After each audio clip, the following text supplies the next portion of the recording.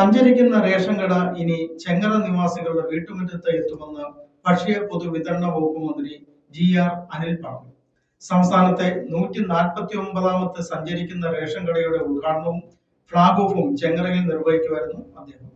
ഉന്നതികളിലും ഉൾപ്രദേശങ്ങളിലും താമസിക്കുന്നവർക്ക് റേഷൻ കടകളിൽ എത്തിച്ചേരാനുള്ള പ്രയാസം മനസ്സിലാക്കിയാണ് സർക്കാർ സഞ്ചരിക്കുന്ന റേഷൻ കട പദ്ധതി ആരംഭിച്ചത്. വിശപ്പുരഹിത കേരളം എന്നതാണ് സർക്കാർ നയം. ശാരീരിക അവശത മൂലം റേഷൻ കടകളിൽ നേരിട്ടെത്താൻ കഴിയാത്ത കിടപ്പ് രോഗികൾക്കും ഓട്ടോറിക്ഷ തൊഴിലാളികളുടെ സഹകരണത്തോടെ ഒപ്പം പദ്ധതിയിലൂടെ വകുപ്പ് റേഷൻ സാധനങ്ങൾ വീട്ടിലെത്തിച്ച് നൽകുന്നു. സർക്കാർ 5 വർഷത്തിനുള്ളിൽ 6.5 ലക്ഷം കുടുംബങ്ങൾക്ക് മുൻഗണനാ കാർഡ് നൽകി സൗജന്യമായി ഭക്ഷ്യധാന്യം വിതരണം ചെയ്യുന്നതായും മന്ത്രി വ്യക്തമാക്കി. പൊതുവിതരണ വകുപ്പ് ചെങ്ങറ സമരഭൂമിയിലെ സഹോദരങ്ങൾക്ക് ഇന്നു മുതൽ സഞ്ചരിക്കുന്ന റേഷൻ കടയിലൂടെ അവരുടെ വീട്ടുമുറ്റത്ത് ഭക്ഷ്യധാന്യം എത്താൻ പോവുകയാണ്.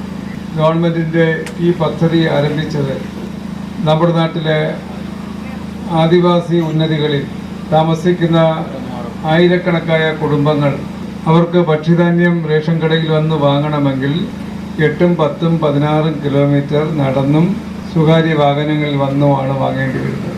ഒരു കുടുംബം ഭക്ഷ്യധാന്യങ്ങൾ അരിയും ഗോതമ്പും വാങ്ങാൻ പോകണമെങ്കിൽ 750, 1000 രൂപ വാടകയ്ക്ക് വണ്ടിക്ക് വാടക കൊടുത്ത് പോകേണ്ടി വരുന്ന സാഹചര്യവും ചില കുടുംബങ്ങളെങ്കിലും അതിന് കഴിയാത്ത സാഹചര്യം വരുമ്പോൾ അരി തന്നെ ഉപേക്ഷിക്കുന്ന വാങ്ങാത്ത അവസ്ഥയെ സംബന്ധിച്ചുള്ള വിവരങ്ങളുടെയും എല്ലാം അടിസ്ഥാനത്തിലാണ് ഗവൺമെൻറ് അവരുടെ ഉന്നതികളിൽ സർക്കാരിൻ്റെ ചിലവിൽ ഭക്ഷ്യധാന്യം എത്തിച്ചു കൊടുക്കാൻ തീരുമാനിച്ചു.